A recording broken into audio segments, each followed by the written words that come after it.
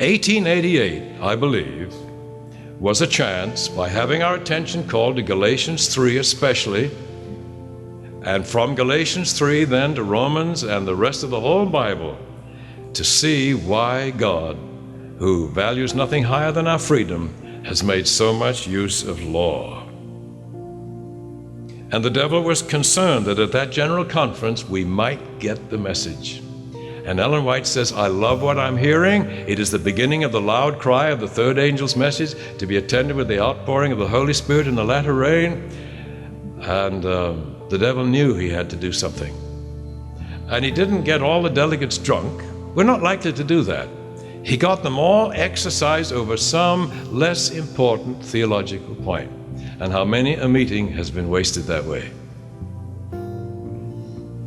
But what is the most important thing?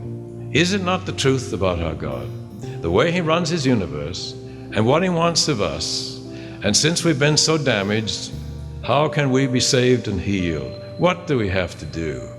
And there's nothing legalistic about that, any more than when I go to the doctor and say, I'm sick, in pain, and I would like to be well. What do I have to do? And his first question is, well, do you trust me?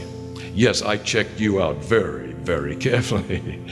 Now, I do that before I go to a surgeon, wouldn't you? You want brain surgery? Would you just go to somebody down the street who puts a sign out, I'm the best brain surgeon in Minneapolis? If you put that out, I'd know he wasn't probably. You'd investigate very carefully. God says, investigate me, please. And having investigated him, do you find him trustworthy? Trustworthy enough to listen and let him heal the damage done. Doctors don't kill their dying patients, and God doesn't kill his dying children. He just gives them up when there's nothing more he can do for them. And I believe that's why at Minneapolis, in our apparently carelessness and the bad feelings that we let creep in, we allowed the adversary to distract us just enough onto what looked like a worthy subject. And now we're saying at Minneapolis, we reaffirmed righteousness by faith. And then we describe it in servant language. And I don't think that's righteousness by faith. Well, it is to a servant. It is to a child, maybe. But to Abraham, to Moses, to God's friends, they have a different way of describing righteousness by faith, in which God looks so reasonable and so sensible and so trustworthy and so admirable. To understand God's use of law is, I believe, just as Ellen White describes, the light that is to lighten the whole earth with its glory. And if we could put it on the Guam radio, I wonder what 2 billion people, many of who've never really tasted freedom and individuality and respect before, how they would respond to it. But if we go on there with the third angel's message of fire and brimstone, and I believe we should give the third angel's message, but we can't explain it in friendly terms, we could do more harm than good. Now, we Adventists are known for our support for the law. We are the defenders of the Ten Commandments. In fact, we're complimented in articles, in religious journals and books, even in humor. When the last General Conference was held in San Francisco, they announced in the local papers that the Seventh-day Adventists came to San Francisco with $10 and the Ten Commandments, and they're going home now without having broken either.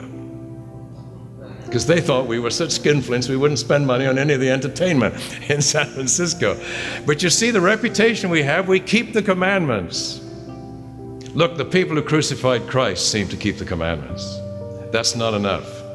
They didn't understand God's use of law, and in their misunderstanding they became very cruel, very judgmental, very harsh, and that's what it can do to us. And because the delegates didn't understand it, they were very harsh with each other. That's what it does. It doesn't make nice people to be legalistic. But to understand God's use of law is to thank him for the law. We needed it. We needed every law he gave. We may still need it. Some people still need she-bears even to be reverent, and that's a shame on them. But if we need it, God has given it to us.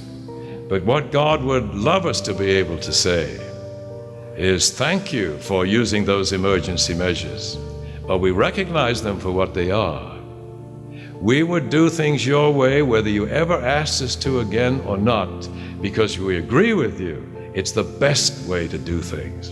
And now we become his friends and obey him in the highest sense of freedom. I mean, you can see how the devil twisted things in 1888 to our great loss, and I wouldn't want to do it in 1988, that's for sure.